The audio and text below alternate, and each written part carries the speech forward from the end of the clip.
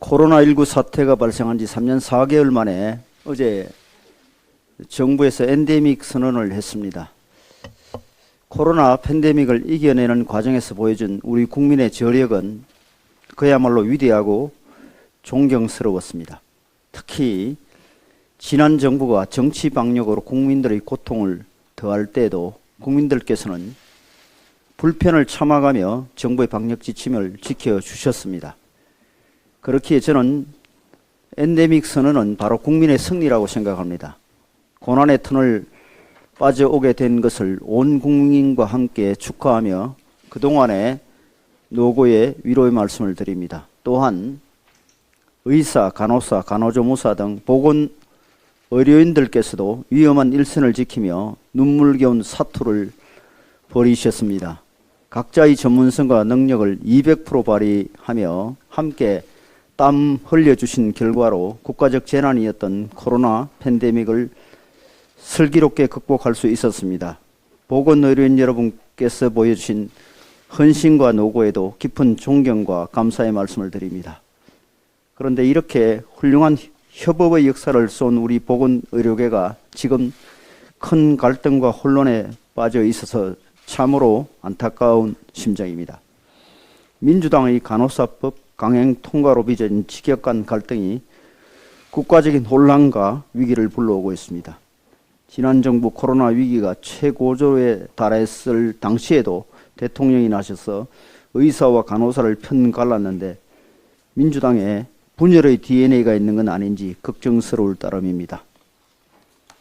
저는 각 직역단체들을 만나 의견을 듣고 있습니다. 어제도 간호협회를 방문하여 관계자와 면담을 하였습니다. 각 단체의 이야기를 들어보니 서로 조금씩 양보하고 여야가 다시 머리를 맞댄다면 지금 이 상황을 충분히 풀어낼 수 있다는 생각이 들었습니다. 누가 이기고 지는 문제가 아닌 만큼 보건의료계와 국민을 위해 최선의 길을 찾아야 한다고 생각합니다.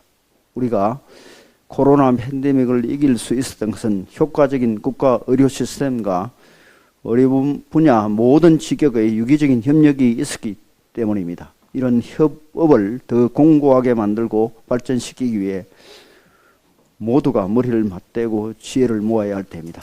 국민의힘은 보건의료계 각 직역이 새로운 합의에 이를 수 있도록 최선의 노력을 다할 것입니다. 민주당도 정파적 이익과 표 계산을 멈추고 국민을 위해 뜻을 함께 해주실 것을 부탁을 드립니다.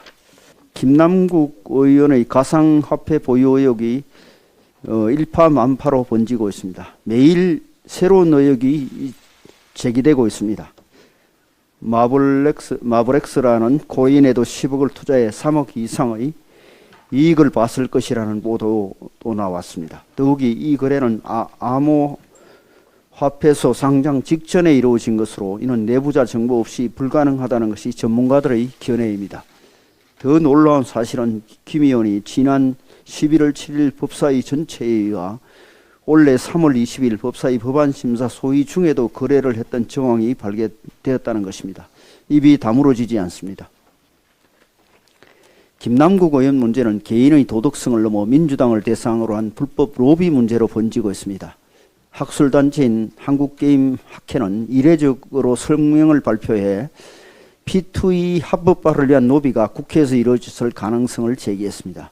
또한 그 학회장은 직접 언론에 출연해 지난 대선 때 이재명 캠프에서 게임 메타버스 특보단을 맡아 P2E 합법화에 반대했는데 갑자기 이재명 후보가 합법화 찬성 입장을 발표했던 것이 이제야 이해가 간다고 말하기도 했습니다.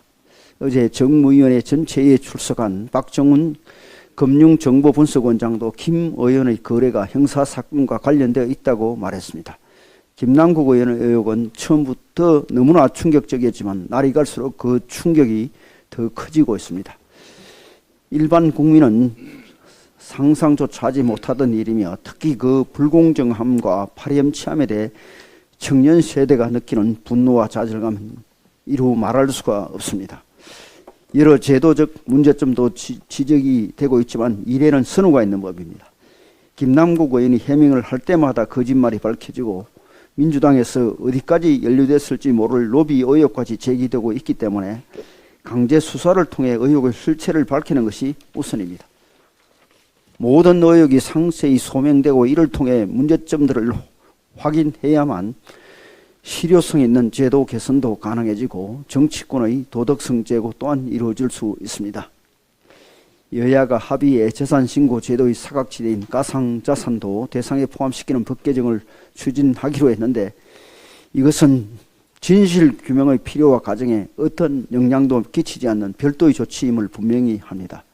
민주당에서도 유체 이탈식 제도 개선이나 면죄부용 꼼수 조사에 집착할 것이 아니라 적시 의혹과 관련된 모든 정보를 국민들께 공개하고 검찰의 수사에 적극 협조해야 할 것입니다. 김남국 의원의 코인 투자 의혹이 갈수록 눈덩이처럼 커지고 있습니다. 김 의원이 보유했던 위믹스 코인 양은 당초 알려진 80만 개보다 훨씬 많은 90만 개의 60억 원 이상의 가치를 지녔다고 합니다. 김남국 의원은 전 세계 30만 위믹스 코인 보유자 가운데 27위에 해당하는 큰손이었으며 이 중에서 개인으로만 본다면 세계 7위의 보유자라고 합니다. 김남국 의원은 지난 이해충돌 의혹 중 하나였던 코인 과세 유예 법안뿐만 아니라 코인 가격에 직접 영향을 미칠 수 있는 법안까지 발의에 참여하였습니다. 위믹스 코인의 가격이 정점을 찍었던 21년 12월 김 의원은 위믹스 같은 게임머니 기반 가상화폐 명문화 내용의 게임산업진흥법 개정안 발의에 참여했고 그 결과 위믹스 코인의 가격과 위메이드의 주가는 동시에 상승했습니다. 이해 충돌 논란은 이뿐만이 아닙니다. 지난해 대선 당시 수십억 원 상당의 코인을 거래하던 김남국 의원은 NFT 테마 코인을 보유한 상태로 민주당 선대위 온라인 소통단장을 맡았고 NFT 기술을 활용한 이재명 펀드를 기획 출시했습니다. 펀드 발표 이후 김 의원의 코인 시세가 크게 올라 본인이 소유한 코인의 가치를 올리기 위해 대선 펀드를 기획한 것 아니냐는 의혹까지 제기되었습니다. 김남국 코인 게이트에 대해 이처럼 다양한 의혹들이 제기되고 있는 만큼 민주당 자체 진상조사가 아니라 검찰의 강제 수사를 통해 실체적 진실이 명명백백히 규명돼야 할 것입니다. 지금 민주당 소속 김남국 의원의 가상자산 또는 가상화폐 관련된 의혹이 꼬리와 꼬리를 계속 물고 있습니다. 공직자윤리법상 재산신고 누락 의혹, 우월한 정보를 활용한 거래 의혹, 자금 출처 의혹, 거짓 해명 의혹, 과세 유예 법안 및 게임산업진흥법 개정안 공동 발의 관련된 이런 많은 사항들에 대해서 특히 지난 대선 집중된 코인 투자와 당시 민주당 대선 주자의 P2E 방식 투자 합법화 주장 등 세간의 의혹에 정말 꼬리를 물고 있는 그런 상태입니다. 이제 국회 전체 로비 의혹으로 번지는 그런 모양새를 보이고 있습니다. 민주당 차원에서 자체 조사를 한다고 하지만 과연 어느 정도 할지 의구심이 생기는 부분입니다. 그래서 첫 번째는 검찰의 투명하고 확실한 수사만이 모든 논란을 잠재울 길이라는 것이 명확합니다.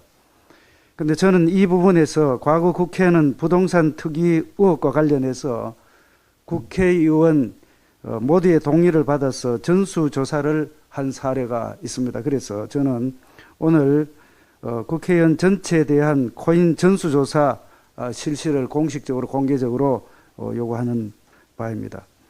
국가 이익을 우선으로 하며 직무를 양심에 따라서 성실히 수행할 것이라고 국회의원 선서를 한 우리 국회의원들입니다. 그럼에도 불구하고 국민적 의혹 해소와 또 국회의원의 윤리의식을 더 높이는 계기로 삼기 위해서 전수조사를 다시 한번 요청하는 바입니다. 간단하게 한 말씀 드리겠습니다. 제조업 일자리가 지금 급격하게 줄어들고 있습니다. 10일 날 통계청이 발표한 4월 고용 동향에 따르면 취업자 수는 전년 대비해서 한 35만 4천 명 정도 늘었습니다만 제조업 분야는 9만 7천 명이 줄어들어서 지난 2020년 12월 이후에 최대 감소폭을 보이고 있습니다. 특히 이 반도체를 포함한 전자부품, 컴퓨터 등에서 취업자 수가 급감을 하고 있는 그런 상태입니다. 수출이 회복되지 않으면은 굉장히 어려운 상황입니다. 또한 여기에 따라서 KDI가 어제 우리나라 금년도 경제 성장률을 1.8%에서 1.5%로 0.3%포인트나 조정을 했습니다. 앞으로 우리 경제가 어려움이 있을 것이라는 부분은 명확하게 나타나고 있는 그런 상황입니다. 특히 이런 상황임에도 불구하고 더불어민주당은 노동조합법 개정, 노란봉투법 포함한 이런 경제에 악영향을 미치는 법들을 강행하고 있습니다. 노동시장 이중구조 개선과 노사법치 확립, 근로시간 유연화 등 노동개혁을 하루속히 추진해야 되는 이런 상황에서 노동조합에 관련된 이런 시대 역행적인 노란봉투법 포함한 이런 법안들은 민주당이 다시 한번 제고해 줄 것을 강력하게 촉구하고 양질의 일자리 창출을 위해서 국민의힘과 윤석열 정부는 최선을 다하겠다는 말씀을 드립니다. 이상입니다. 네, 행정안전위원회 간사 이만희 의원입니다. 최근 선관위가 국민들에게 보여주는 모습을 보면 대한민국이라는 법치 질서 속에서 자신들만큼은 취해법권지대로 착각하고 있는 것은 아닌지 참으로 실망스럽고 우려를 금할 수 없습니다. 지난 대선 당시 소쿠리 투표로 온 국민을 경악해 해놓고도 독립된 헌법기관이라는 이유로 감사원 감사는 끝끝내 거부했습니다.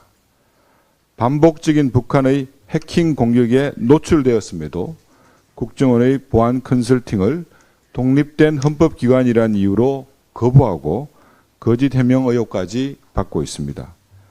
이것은 결코 독립된 헌법기관이 아니라 성역화된 권력기관의 오만한 모습일 것입니다. 심지어는 중앙선관위 1인자인 박찬진 사무총장과 2인자인 송봉섭 사무차장의 자녀들이 잇따라 선관위에 경력 채용된 것으로 드러났습니다. 강성 특권 노조에서나 터질 법한 고용세습 논란이 불거진 것 역시 국민적 감시와 견제로부터 고립되어 벌어진 일일 것입니다.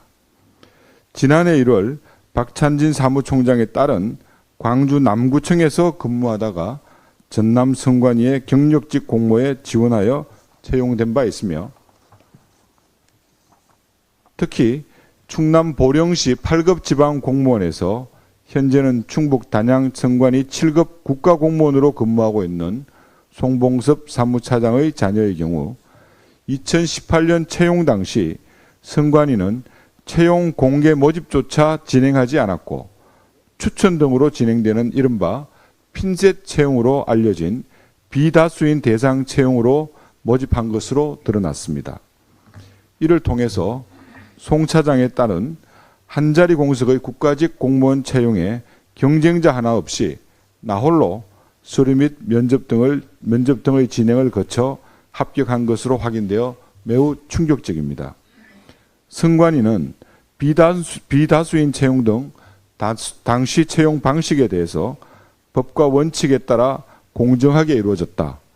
근무 기피 지역이라 지원자가 없을 것이라 공모를 하지 않았다는 입장이지만 선관위 국가공무원이 되기 위해서 밤잠을 설쳐가며 치열하게 준비하는 우리 청년들이 과연 쉽사리 납득할 수 있겠습니까? 참고로 지난 5년간 선관위의 7급 공채 경쟁률을 살펴보면 최고 118대 1에서 최저 82대 1까지 이루어졌고 9급 공채 경력 채용직의 경우는 평균 경쟁률이 지난 5년간 20대 1이라는 점을 밝힙니다. 민주주의 국가의 선거를 관리하는 주무기관으로서 가장 투명하고 가장 공신력이 있어야 할 선관위가 이토록 불신, 불안, 불공정에 휩싸인다면 과연 국민들께서 우리 대한민국의 선거를 온전히 신뢰할 수 있겠습니까? 국민의힘 행안위원들은 이러한 선관위에 대하여 다음 주 16일 상임위 긴급 현안 질의를 통하여 북한 해킹 보안 점검 거부 의혹뿐만 아니라 지도부의 자녀 편법 채용 의혹에 대해서도 철저히 짚고 넘어갈 것이라는 점을 밝힙니다.